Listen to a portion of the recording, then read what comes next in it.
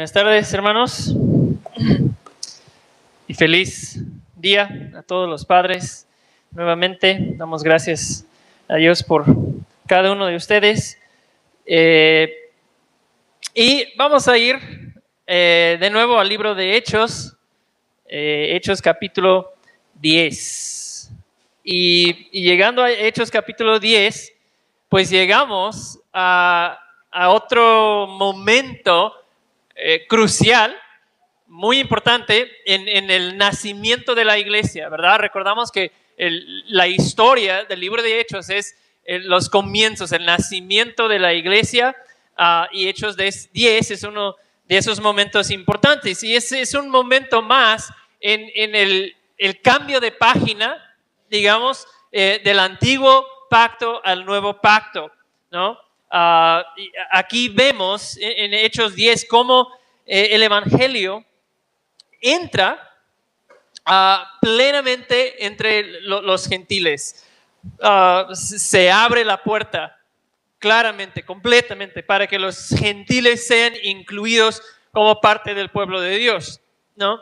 Y lo que entendemos, si tienes tiempo estudiando la Biblia, entendemos que ese siempre ha sido el plan de Dios. No fue algo que se le ocurrió a Dios abrir el pueblo de Dios a los gentiles. Siempre había sido el plan de Dios. Desde Génesis 12, cuando Dios escogió a Abraham, prometió que a través de un descendiente de Abraham, bendición vendría a todas las familias de la tierra.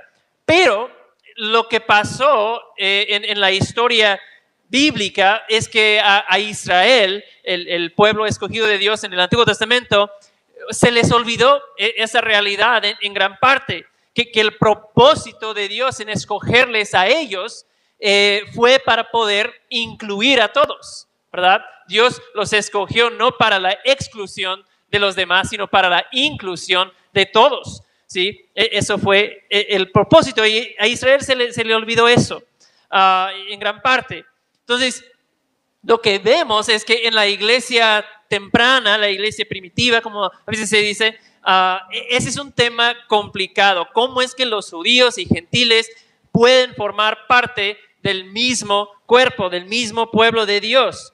¿Sí? Entonces, cuando llegamos a Hechos 10, pues entendemos también que lo que hemos estudiado nos ha ido llevando a ese punto. La narrativa se ha ido desarrollando a ese momento importante.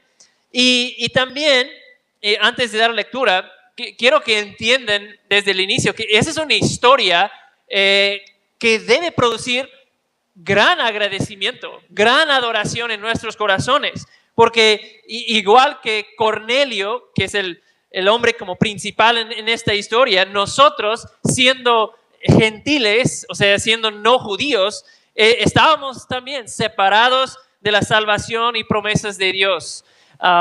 Entonces, esta historia es nuestra historia también, ¿no? Jesús vino a derribar esas barreras e incluirnos en su pueblo. Y es lo que el Espíritu Santo está haciendo en este capítulo. ¿Okay? Entonces, lo que vamos a hacer, necesito encontrarlo primero, pero vamos a dar lectura. Es un capítulo largo, entonces nos va a tomar unos minutos, pero yo quiero que recordemos, hermanos, estamos escuchando, al leer la palabra de Dios, estamos escuchando las palabras de nuestro Dios, ¿no? Entonces no hay desperdicio en leer una porción larga, y hay que leer y escuchar con diligencia. Amén.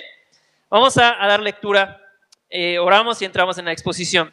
Dice Hechos capítulo 10, había en Cesarea un hombre llamado Cornelio, centurión de la corte llamada la italiana, piadoso y temeroso de Dios con toda su casa, que daba muchas limosnas al pueblo judío y oraba a Dios continuamente.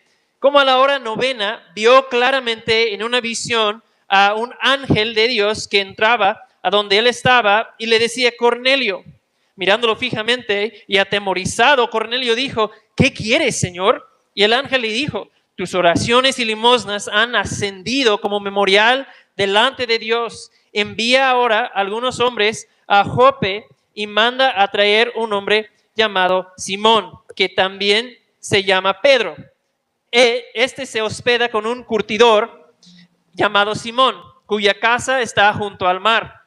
Después que se había ido el ángel que le hablaba, Cornelio llamó a 2 de los criados y a un soldado piadoso de los que constantemente le servían.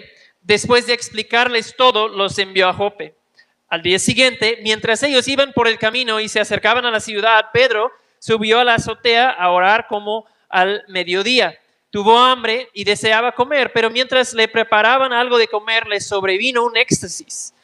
Vio el cielo abierto y un objeto semejante a un gran lienzo que descendía bajando a la tierra por las 4 puntas. Había en él toda clase de cuadrúpedos, reptiles de la tierra y aves del cielo. Y oyó una voz: levántate, Pedro, mata y come. Pedro le dijo: de ninguna manera, Señor, porque yo jamás he comido nada impuro o inmundo. De nuevo, por segunda vez, llegó a él una voz: lo que Dios ha limpiado, no lo llames tú impuro. Esto sucedió 3 veces e inmediatamente el lienzo fue recogido al cielo.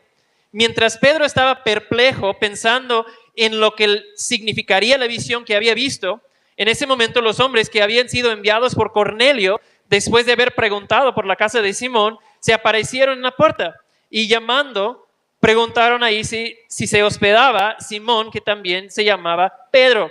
Mientras Pedro meditaba sobre la visión, el Espíritu le dijo: mira, 3 hombres te buscan. Levántate pues, desciende y no dudes en acompañarlos, porque yo los he enviado. Pedro descendió a donde estaban los hombres y les dijo: yo soy el que buscan. ¿Cuál es la causa por la que han venido? Ellos dijeron: a Cornelio, el centurión, un hombre justo y temeroso de Dios, que es muy estimado por toda la nación de los judíos, le fue ordenado por un santo ángel que hiciera venir a usted a su casa para oír sus palabras. Entonces Pedro los invitó a entrar y los hospedó. Al día siguiente se levantó y fue con ellos, y algunos de los hermanos de Jope lo acompañaron. Al otro día entró en Cesarea. Cornelio lo estaba esperando y había reunido a sus parientes y sus amigos íntimos. Cuando Pedro iba a entrar, Cornelio salió a recibirlo y postrándose a sus pies lo adoró. Pero Pedro lo levantó diciendo: ponte de pie, yo también soy hombre. Conversando con él, entró y halló mucha gente reunida. Entonces Pedro les dijo: ustedes saben que no es lícito para un judío asociarse con un extranjero o visitarlo, pero Dios me ha mostrado que a ningún hombre debo llamar impuro o inmundo. Por eso, cuando mandaron a buscarme, vine sin poner ninguna objeción. Pregunto pues, ¿por qué causa me han llamado? Y Cornelio respondió: hace 4 días, a esta misma hora, estaba yo orando en mi casa a la hora 9. Y un hombre con vestiduras resplandecientes se puso delante de mí y dijo: Cornelio, tu oración ha sido oída y tus palabras de caridad han sido recordadas delante de Dios. Envía unos hombres a Jope y haz llamar a Simón, que también se llama Pedro. Él está hospedado en casa de Simón el curtidor junto al mar. Por tanto, al instante envié a buscarte y has hecho bien en venir. Ahora pues, todos nosotros estamos aquí presentes delante de Dios para oír todo lo que el Señor te ha mandado. Entonces Pedro tomó la palabra y dijo: ciertamente ahora entiendo que Dios no hace acepción de personas, sino que en toda nación el que le teme y hace lo justo le es acepto.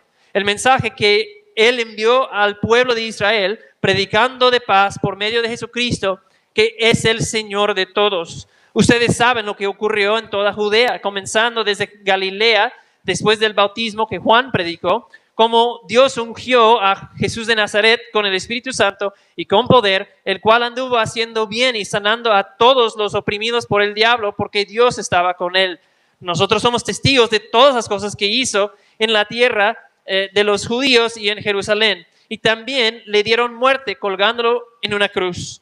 Pero Dios lo resucitó al 3er día e hizo que se manifestara no a todo el pueblo, sino a los testigos que fueron escogidos de antemano por Dios, es decir, a nosotros que comimos y bebimos con él después que resucitó de los muertos. Y nos mandó a predicar al pueblo y a testificar con toda solemnidad que este Jesús es el que Dios ha designado como juez de los vivos y de los muertos. De él dan testimonio todos los profetas, de que por su nombre todo el que cree en él recibe perdón de pecados. Mientras Pedro aún hablaba estas palabras, el Espíritu Santo cayó sobre todos los que escuchaban el mensaje. Todos los creyentes que eran de la circuncisión, que habían venido con Pedro, se quedaron asombrados, porque el don del Espíritu Santo había sido derramado también sobre los gentiles, pues los oían hablar en lenguas y exaltar a Dios. Entonces Pedro dijo: ¿puede acaso alguien negar el agua para que sean bautizados estos que han recibido el Espíritu Santo lo mismo que nosotros? Y mandó que fueran bautizados en el nombre de Jesucristo. Entonces le pidieron que se quedara con ellos unos días. Amén. Vamos a orar. Padre, gracias por tu palabra. Pido, Señor, tu ayuda en esta hora para poder entender este texto. Bendice que tu Espíritu Santo esté obrando entre nosotros, y lo pedimos en el nombre de Jesús. Amén. Amén. Bueno, una historia bastante extensa, pero no tan difícil de entender, ¿verdad? Lo que está sucediendo a grandes rasgos en la historia. Entonces, tenemos a Cornelio, que vive en Cesarea, que es una ciudad de la costa, con una población mucho más gentil, Cesarea en aquellos tiempos. Y Lucas, desde el inicio, nos da una descripción muy positiva de ese hombre, ¿verdad? Es centurión del corte italiano, entonces es como un capitán en el ejército romano, respetado, italiano de nacimiento, o sea, tenía que ser para formar parte de ese corte italiano, que fue un tipo de batallón élite, por lo que puedo entender. Entonces, era un hombre importante por su cargo que tenía en el ejército romano. Pero más que su rango en el ejército, Lucas nos habla de su carácter, ¿verdad? De que es un hombre temeroso de Dios, que a pesar de no ser judío, Cornelio creía en el Dios verdadero. Quizás, aunque no observaba toda la ley, no había sido circuncidado, observaba probablemente los 10 mandamientos, oraba a Dios, dice el texto, con toda su familia. Entonces es un buen hombre de familia, también está guiando a su familia a lo que él entiende. Es un hombre también generoso con su dinero, nos dice el texto. O sea, justo Cornelio es la persona que quieres en tu pueblo, o que quieres como vecino, un buen hombre. Y Cornelio recibe una visión, una visita de un ángel, y el ángel le da instrucciones, y son instrucciones muy específicas, ¿verdad? No va a haber confusión. Vas a enviar, Cornelio, hombres a Jope, le vas a decir que traigan a un hombre que se llama Simón, también se llama Pedro,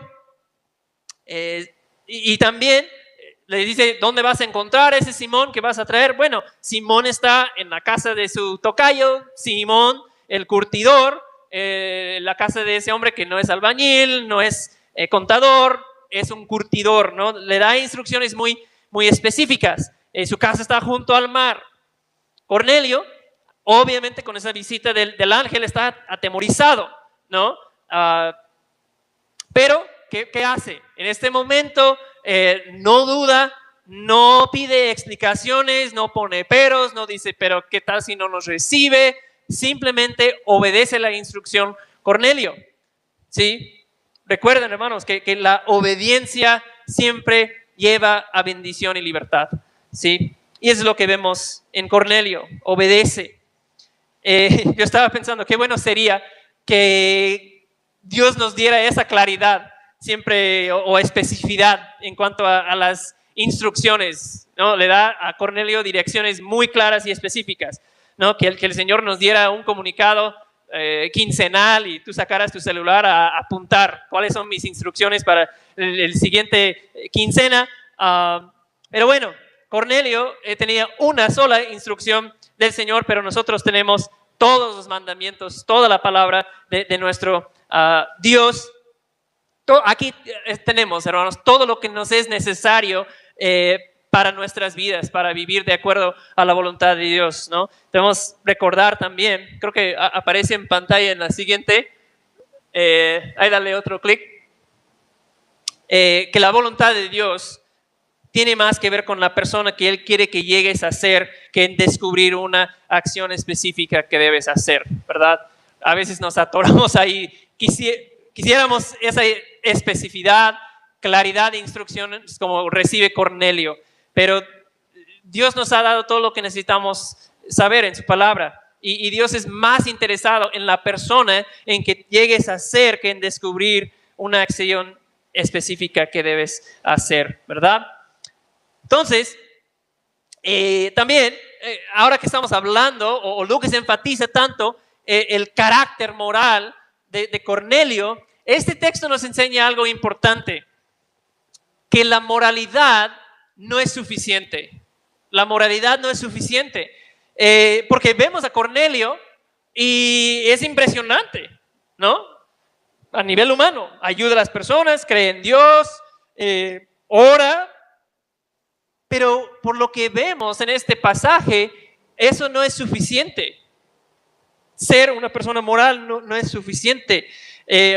Su moralidad, su religiosidad hasta cierto punto no le alcanzaba a Cornelio. Cornelio necesitaba escuchar el Evangelio de Jesucristo. Sus buenas obras, su sinceridad, su devoción a sus creencias no le dio vida eterna, no le dio perdón de pecados delante de Dios, ¿sí? Entonces es muy importante que entendamos eso, que conocimiento del Evangelio de Jesucristo es necesario para poder ser salvo. Conocimiento del Evangelio de Jesucristo es necesario para poder ser salvo. Y es precisamente por eso que Dios en su misericordia en esta historia está obrando para conectar a Cornelio con el mensaje de Jesús, ¿verdad? Eso es lo que ocurre. De hecho, en el siguiente capítulo, en 11, 14, Pedro va a contar otra vez la historia en Jerusalén. Y Pedro dice que fue enviado para darle un mensaje por el cual será salvo. Eso es parte del mensaje que Cornelio recibió. Serás salvo por ese mensaje que vas a recibir por parte de Pedro. Entonces Cornelio, por buena persona que fuera, no fue salvo antes de creer en el Evangelio de Jesucristo. En versículo 43, Pedro va a recalcar que solo en el nombre de Jesucristo hay perdón de pecados. Yo creo que es importante que entendamos eso, hermanos, porque hay personas así, como Cornelio, no salvos, pero que son buenas personas, según nuestro criterio, ¿no? Buenos, entre comillas, nos caen bien, nos encanta tenerlos de vecinos o de compañeros en el trabajo, y porque son honestos y amables y son de personas que son de bendición para nuestra vida. Y a veces podemos llegar a dudar o confundirnos quizás y pensar, pues, es muy buena persona. Seguramente Dios lo va a aceptar, ¿no? Porque es buena persona. Pero lo que vemos con Cornelio es que desde la perspectiva de la Biblia, hermanos, tanto el hombre malo como el hombre bueno necesitan a Jesús, necesitan de su gracia. Hay pecado en el corazón de cada ser humano, ¿sí? Todos necesitamos un Salvador y solo hay uno. Entonces lo que vemos aquí es que Dios está trabajando, había estado trabajando en la vida de Cornelio en su misericordia para preparar el corazón de Cornelio para la llegada de Pedro, ¿no? Y hermanos, Dios sigue preparando corazones de esta manera. La historia no se va a repetir de exactamente igual, pero Dios sigue preparando corazones. Y nosotros, ¿qué tenemos que hacer? Debemos orar, que Dios nos ponga en contacto con esas personas donde Dios está trabajando, donde Dios está abriendo su mente y su corazón al Evangelio. Amén. El siguiente punto, vamos al siguiente. El siguiente paso en la historia, Dios prepara a Pedro. Dios le preparó a Cornelio y ahora Dios le va a preparar a Pedro. Y quizás le costó más trabajo preparar a Pedro. La escena cambia y estamos con Pedro, como, no sé, unos 30, 50 kilómetros al sur de Cesarea en Jope, donde se está hospedado Pedro con Simón, el curtidor. Es mediodía, está haciendo quizás un poquito de calor. Pedro sube a la azotea mientras le preparan su comida y él va a aprovechar para pues unos minutos de oración antes de comer, pero como que quizás le empieza a dar un poco de sueño a Pedro y dice que le sobrevino un éxtasis, ¿no? Como los que sobrevienen algunos hermanos a la hora de la predicación, a veces. Y en su visión de Pedro, ¿qué es lo que ve? Ve el cielo abierto, ¿no? Esa frase es importante, el cielo abierto, porque ocurre varias veces en el Nuevo Testamento, en el Antiguo Testamento también. Siempre que veamos esa frase es un momento donde Dios está interviniendo de una manera especial para salvación, como por ejemplo en el bautismo de Jesús, el cielo se abre y el Espíritu desciende en forma de paloma, se escucha esa voz. Y bueno, Pedro ve que baja un gran lienzo, ¿verdad? Un gran lienzo, como con cuerdas amarradas a las cuatro puntas. ¿Y qué es lo que Pedro ve por dentro? Pues por dentro Pedro ve, dice, cuadrúpedos, reptiles, aves, o sea, toda clase de animales que ellos tenían prohibido comer, como judíos. Entonces Pedro escucha una voz que le dice: Pedro, levántate, mata y come. Levántate, mata y come. Vegetarianos, lo siento. Dios dice mata y entonces come. ¿Sí? Es mandato divino. Entonces Pedro, ¿qué es lo que está viendo? Pues Pedro tiene hambre y está viendo un buffet de platos prohibidos. Tacos al pastor, chuletas, chicharrón, ostiones, langosta, de todo. Y Pedro dice: no, Señor, no puedo. O sea, a lo mejor Pedro pensaba que era una especie de prueba que el Señor le estaba poniendo. Y Pedro dice: no, yo obedezco la ley. Yo jamás he comido nada inmundo o impuro. He sido muy fiel, obediente. Entonces, ¿qué pasa? La escena se repite 3 veces, ¿no? Si estudias la vida de Pedro, te vas a dar cuenta que Pedro siempre necesitaba una repetición de 3 veces para entender. Negó al Señor 3 veces, 3 veces al Señor le dijo: Pedro, ¿me amas? Y otra vez una repetición de 3 veces. Y lo que Pedro escucha es: Pedro, lo que Dios ha limpiado, no lo llames tú impuro.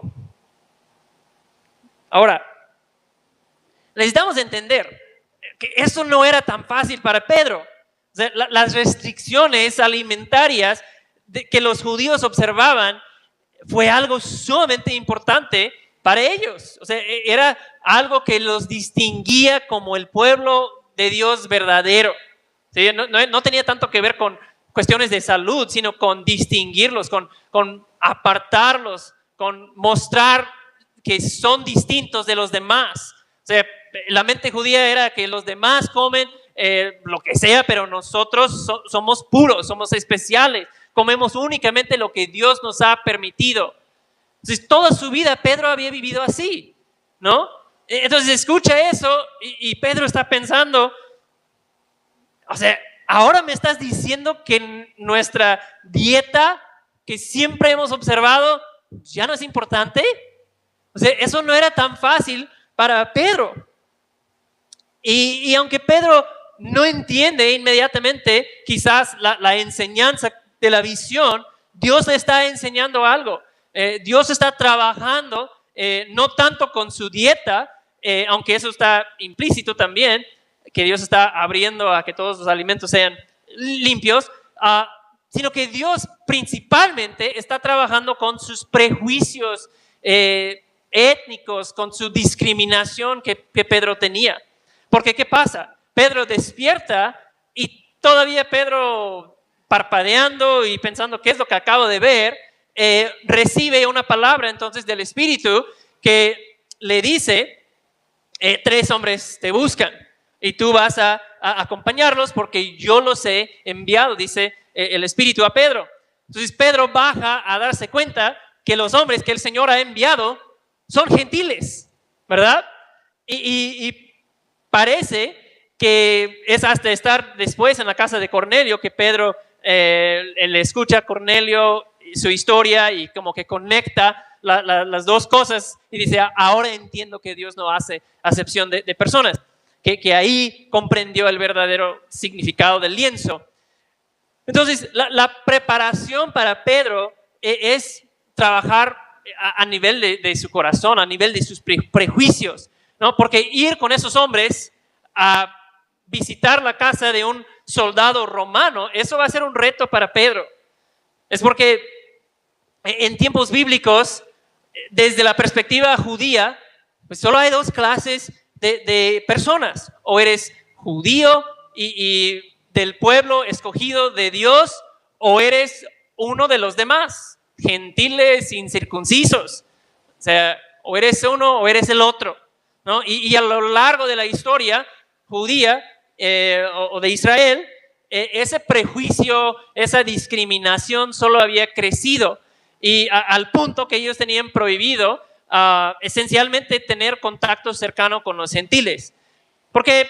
Bueno, porque pues también ellos comían y hacían cosas impuras según la ley de Dios.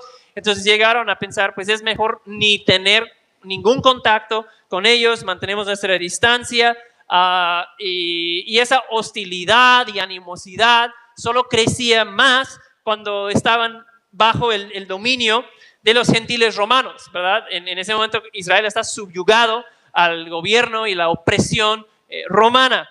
Entonces, esa animosidad y hostilidad, rechazo a los gentiles está muy fuerte. Llegaron a llamar a los gentiles perros, ¿verdad? Creían los judíos que la relación que ellos como judíos tenían con Dios era algo exclusiva, ¿verdad? Prácticamente tener esa relación con Dios ni es posible para un gentil. O sea, en su mente los gentiles son buena leña para el infierno nada más. O sea, casi así pensaban. Entonces, y al mismo tiempo ellos sentían como judíos que ellos tenían un valor inherente. ¿Sí? Nosotros somos especiales.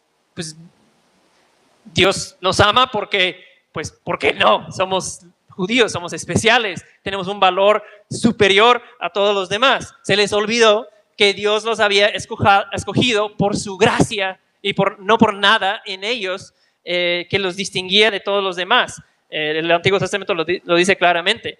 Pero ese es el contexto, ¿verdad? Es con esas ideas que Pedro ha crecido, así ha creído toda su vida. Y Dios está mostrando muy claramente en este capítulo que esas antiguas barreras tienen que caer, ¿sí? Ya no puedes pensar de la misma manera y todo eso es nuevo para Pedro y para los demás judíos. Seguramente cuando los demás hermanos en Jope escuchan que se enteraron que el hermano Simón, el curtidor, tiene hospedado 3 gentiles en su casa, o sea, levantó la ceja más de un hermano en Jope con esa noticia, ¿sí? Pero creo que nosotros, hermanos, somos más como Pedro y los judíos de lo que nos gustaría reconocer muchas veces, que es muy fácil para nosotros ver a los demás, ver cómo viven, ver las decisiones que toman y sentirnos un poquito superiores, ¿sí? Un poquito exclusivos. O sea, probablemente en cada uno de nosotros hay ciertos prejuicios. Hay una cierta tendencia que tenemos de dividir las personas en categorías según su color de piel, raza, clase socioeconómico, nivel de educación, su apariencia física, si es progresista o conservador políticamente. O sea, somos tentados a dividir las personas así y dar preferencia entonces o mayor valor a aquellos que piensan como nosotros, a aquellos que a nosotros nos parecen limpios o aceptables. Y tenemos que entender como Pedro, Dios no hace acepción de personas. No hay parcialidad. Dios no muestra favoritismo, dice una traducción. Entonces yo quiero que lo pienses. ¿Qué clase de personas estás tentado a considerar como inmundos o impuros, para usar el lenguaje que se usa aquí? ¿Sí? ¿Quién sería esa persona que si entrara a esta iglesia y el único espacio abierto fue la silla junto a ti, y que se viniera y se sentó junto a ti y tú lo mirabas, y qué persona te haría sentir muy incómodo que si se sentara junto a ti?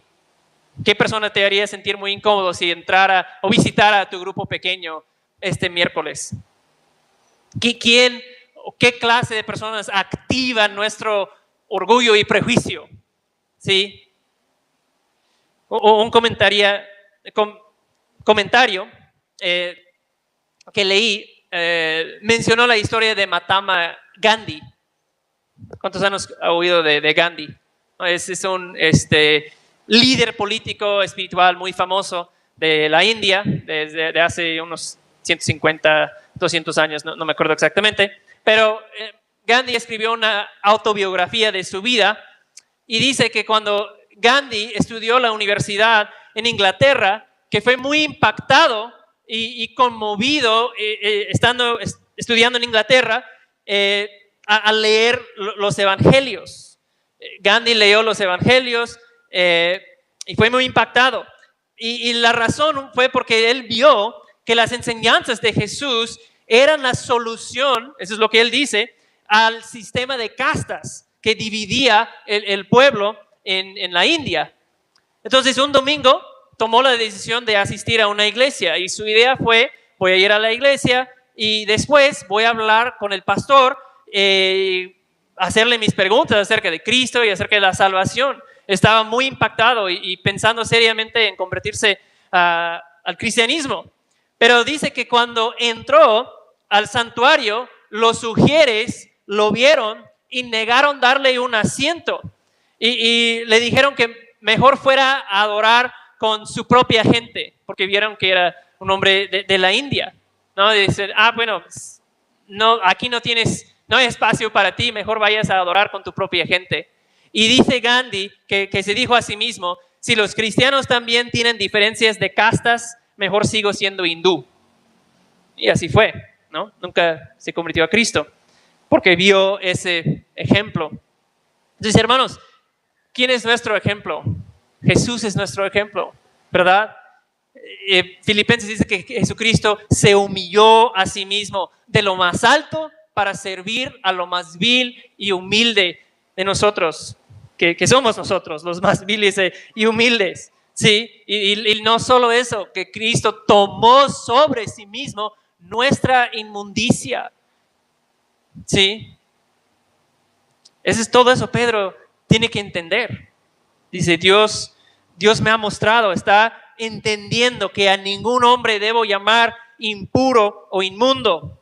Entonces, hermanos, lo tenemos que entender nosotros también. El evangelio ha destruido las viejas categorías y ahora todo hombre, todo es candidato para la salvación, alcanzable por medio del evangelio, ¿sí? Que ahora no es la comida que comes, tu etnicidad, guardar mandamientos del libro de Levítico o guardar cualquier otra lista de mandamientos de hombres. Lo único ahora que nos hace o limpios o impuros delante de Dios tiene que ver con una sola cosa, ¿verdad? Solo tiene que ver con nuestra relación con Jesucristo. Jesucristo es lo único que nos limpia de nuestra impureza y nos hace aceptables, limpios delante del Señor, ¿sí? Solo tiene que ver con nuestra respuesta a Jesús. Y vemos también, hermanos, como en toda esta historia, el Espíritu Santo es el protagonista quizás principal detrás de todo, impulsando a todo, dirigiendo cada suceso. También es interesante observar dónde estaba Pedro. Primero se está quedando en la casa de un curtidor. ¿Saben qué hace un curtidor? trabaja con pieles, ¿no? Bueno, Joshua también trabaja con pieles, pero no creo que mata a los animales. Pero probablemente en aquellos tiempos el curtidor pues tenía animales muertos y iba haciendo el proceso de curación de los pieles. Entonces, según la ley de Moisés, tener contacto con un animal muerto te hace impuro y tenías que hacer un proceso de purificación antes de poder reintegrarse a la vida normal. Entonces Pedro se está quedando en un lugar que ya probablemente le está sacando un poco de su zona de confort. También Pedro está en Jope. ¿Se acuerdan quién más estuvo en Jope en la Biblia? ¿Alguien? Jonás, hermana Septiembre le atinó. Jonás estuvo en Jope. Y bastante parecido a lo que ocurre aquí, a Jonás Dios le llama a ir a predicar a los gentiles en Nínive, ¿no? Entonces, ¿cuál es la respuesta de Jonás? Pues va a Jope para agarrar un barco e irse en dirección opuesta, porque no le gustaba nada a Jonás la idea de que Dios pudiera perdonar a los gentiles, ¿no? Entonces, la pregunta ahora es, ¿cómo va a responder Pedro? Porque sin duda fue una orden incómoda para Pedro, también dado todo el contexto cultural en que había sido criado. Entonces, vemos ahora el número 3 llegando a la casa de Cornelio. Ahora sí vamos a ir más rápido. Llegando a la casa de Cornelio, ¿qué es lo que vemos? Pues que Cornelio ya tiene a sus amigos y parientes reunidos. Pedro tiene la mesa puesta, ¿verdad? No tiene que preocuparse por una audiencia. Ahí está mucha gente que Cornelio ya ha reunido. Y Cornelio lo recibe como una estrella famosa, ¿no? Se postra delante de Pedro adorándolo y Pedro no acepta esa adoración. Pedro no pide que le bese su anillo. Pedro no se creía el primer papa, definitivamente. Y es interesante, ¿no? Porque eso es completamente a lo que vamos a ver en capítulo 12. Porque en capítulo 12, el rey Herodes da un discurso, el pueblo empieza a adorarlo como un dios y lo acepta, se goza con la adoración que está recibiendo y no le sale muy bien a Herodes, fue su último día, pero lo veremos en unas semanas. También nos sorprende quizás versículo 28, porque Pedro dice, tú sabes que no nos juntamos con gente como ustedes. Ese es un problema para nosotros como judíos, ¿no? Esa es una manera fuerte para entrar en la casa de alguien que te ha abierto la puerta. Pero Pedro simplemente está diciendo, ¿no? Eso es siempre como nosotros hemos sido inculcados con esas ideas, pero Dios dice, me ha mostrado que esas antiguas barreras se están viniendo abajo. Entonces Pedro dice, aquí estoy, ¿en qué te puedo servir? Cornelio le repite la visión que ha recibido y le dice a Pedro, gracias por haber venido, estamos todos oídos, ¿verdad? Y número 4, vemos ahora el sermón de Pedro. Vamos al siguiente, el sermón de Pedro. Y estábamos viendo el evangelismo en la escuela dominical. Aquí también Pedro nos muestra una presentación muy sencilla, fácil, claro del evangelio que tiene que ver con Jesús. Pedro quizás no sabía, ¿no? Que quizás era el sermón más importante de su vida, ¿no? Quizás no comprendía la magnitud de lo que estaba ocurriendo en ese momento a nivel de la historia de la redención. Entonces Pedro dice, yo entiendo ahora, Dios me ha mostrado algo nuevo. Ahora está comprendiendo de qué hablaba la visión que había recibido, el mensaje, la enseñanza. Dice que yo no debo llamar a ninguna persona inmunda o intocable, porque ahora a través de Jesucristo, Dios le está dando la bienvenida a todos. A todos. Ya no hay nada, lo que una persona cree, lo que una persona ha hecho, su etnicidad, su color de piel, la ideología que tenga, que los hace inaceptables para poder recibir salvación y transformación por medio de Cristo. ¿Sí? Entonces Pedro empieza a predicarles de Cristo. Es un mensaje siempre cristocéntrico. Pedro no habla de una filosofía, de una ideología, cuenta la historia de Jesús, ¿verdad? Les da la noticia, el testimonio de algo que Pedro había vivido, ¿verdad? Pedro vivió todo eso, lo fue testigo ocular. Y como vemos, versículos 36 a 38, Pedro habla de la vida de Cristo y cómo sus milagros y su poder sobre enfermedad, sobre demonios, sobre el mar, todos fueron evidencias de su autoridad divina de Jesús. Habla de la vida de Cristo. En 39 habla de la muerte de Cristo, ¿verdad? En la cruz.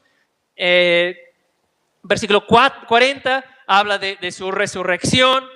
En versículo 41 Pedro dice, yo fui testigo de su muerte y fui testigo también de su resurrección. Yo personalmente comí con él después de su resurrección. Eso no es algo que nosotros estamos inventando, lo vimos, estuvimos ahí, comimos con él. Y versículo 42 dice, estamos entonces llevando a cabo la misión de predicar y dar testimonio de este Jesús, porque Él es el juez. Pedro hace énfasis en que Jesús será el juez. Dios lo ha designado a Jesucristo. Y Pedro está diciendo, un día todos nosotros, y eso incluye a todos nosotros aquí también, todos nosotros compareceremos ante Él. Jesucristo será tu juez un día. ¿Y cuál es la respuesta ante esa realidad? Pedro dice, solo creyendo en su nombre hay perdón de pecados. Jesús y solo Jesús perdona pecados. ¿Sí? Solo en su nombre hay salvación. Entonces Pedro les predica un mensaje sencillo, basado en la vida, muerte, resurrección de Jesús y el juicio que viene para toda persona. ¿Y qué pasó? Todos creyeron. Es una historia increíble. Todos responden positivamente al Evangelio. Y es la última sección que vemos, la confirmación. Vamos al siguiente, la confirmación del Espíritu. La confirmación del Espíritu en 10, 44 a 48. Esto se ha llamado el Pentecostés de los gentiles, ¿no? Porque recordamos, el Pentecostés en capítulo 2 viene principalmente a judíos que habían venido a Jerusalén, y esto algunos lo han llamado así, Pentecostés de los gentiles. Ahora el Espíritu Santo claramente está siendo derramado sobre los gentiles también. Dicen que mientras Pedro habla, interesante lo que estábamos hablando en el discipulado, Pedro no hace una invitación como tal, pero mientras Pedro habla, ellos reciben el Espíritu Santo. Dios obra en ellos para salvarlos. Y como lo habían hecho Pedro y los demás en Hechos 2, ellos empiezan a adorar a Dios, a hablar en otros idiomas.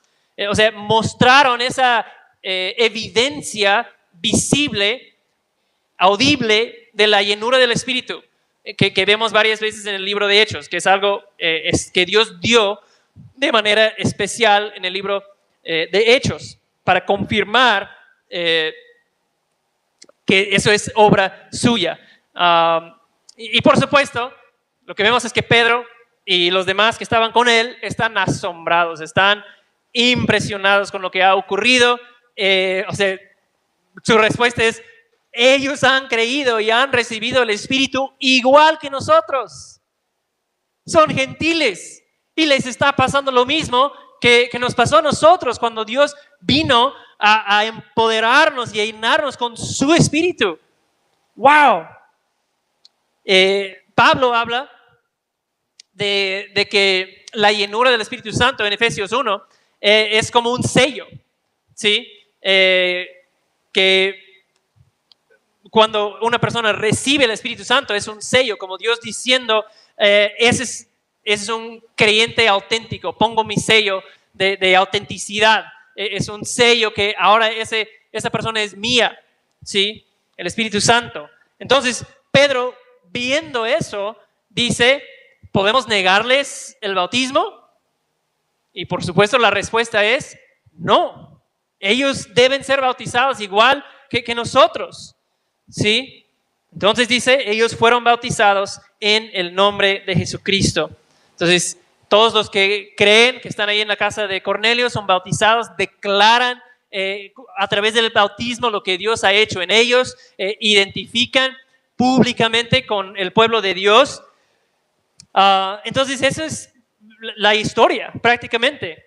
Dios está mostrando algo nuevo, algo sumamente importante, la plena inclusión de los gentiles. Ahora la puerta está abierta para los gentiles. Pablo dice a los gentiles en Efesios 2, creo que aparece la cita. No, creo que no. Efesios 2, lo pueden buscar. Dice Pablo, así pues, ya no son extraños. Eso aplica a nosotros también, porque somos gentiles, en el sentido bíblico, ¿no? Así pues, ya no son extraños ni extranjeros, sino que son conciudadanos. Qué bonito suena esa palabra, conciudadanos de los santos y son de la familia de Dios. Esa es nuestra posición en Cristo, porque Cristo ha abierto la puerta a todo el mundo. Dice un comentarista, ahora sí pon la cita de Lea.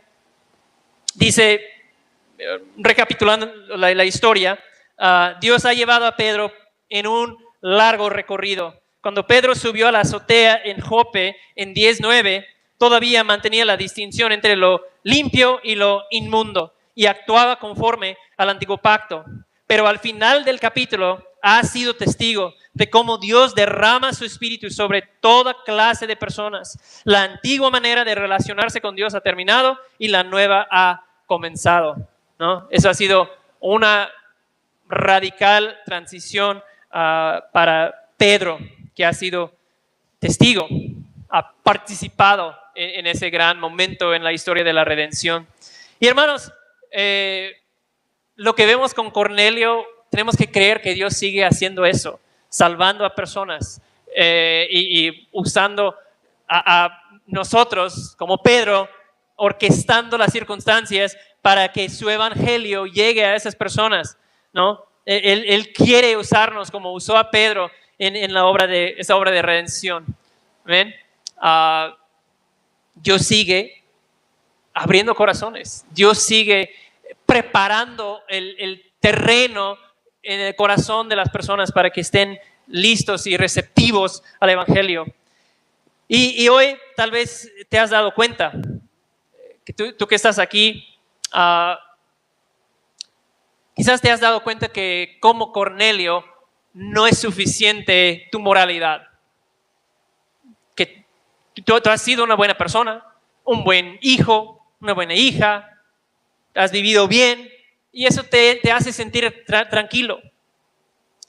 Quizás hayas entendido, sin embargo, de que tienes pecado por debajo de la superficie. Entiendes que aunque por fuera todos me ven bien y me porto bien y vivo bien, por dentro hay pecado que se ha enredado en mi corazón donde nadie lo ve y eso me condena delante de Dios. Yo quiero que veas nuevamente a versículo 43. Versículo 43 dice Pedro, por su nombre, todo el que cree en él recibe perdón de los pecados. Pablo dice en Romanos que todo el que invoque el nombre del Señor será salvo. Y si no lo has hecho, yo te quiero hacer la invitación que hoy lo hagas. Quiero persuadirte que lo hagas, que puedas reconocer tu pecado, que puedas reconocer tu necesidad delante de Dios y que puedas decirle a Jesús, yo creo en la suficiencia de lo que tú has hecho. Perdóname, Señor. Que seas tú, Señor, el Rey de mi vida y mi Salvador. Ven a mi vida, cámbiame, transfórmame en algo nuevo. Confío en ti, Jesús, como el único que puede darme perdón de pecados. Esa es la invitación para ti. No hay algo más importante si no lo has hecho. Que hables con Jesús y que eso sea la postura de tu corazón. No te estoy tratando de dar palabras especiales, sino que decirte que vengas ante Jesús pidiéndole que te perdone, que sea el Rey de tu vida, que te cambie, que te transforme. Amén. Pues damos gracias al Señor por su palabra, y quiero orar antes de terminar. Padre, no hay otro nombre. Y este texto nos dice claramente: todo el que cree en Él recibe perdón de pecados. No hay nada más glorioso que recibir perdón de pecados, tener nuestra culpa quitada. Y Padre, si hay alguien aquí en este día que ha estado confiando en algo que no sea Jesucristo, que pueda ver con claridad que eso jamás lo puede reconciliar con Dios,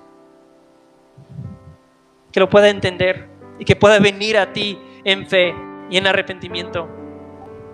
Muchas gracias, Señor, porque esta historia nos recuerda que desde el momento en que el pecado entró en este mundo, tú comenzaste a trabajar para salvar a un pueblo de toda lengua, de toda nación. Y gracias te damos hoy, Señor, por tu amor salvador que vemos en esta historia. Gracias que hoy nosotros formamos parte de tu pueblo redimido por medio de Jesucristo, y es en su nombre que oramos. Amén.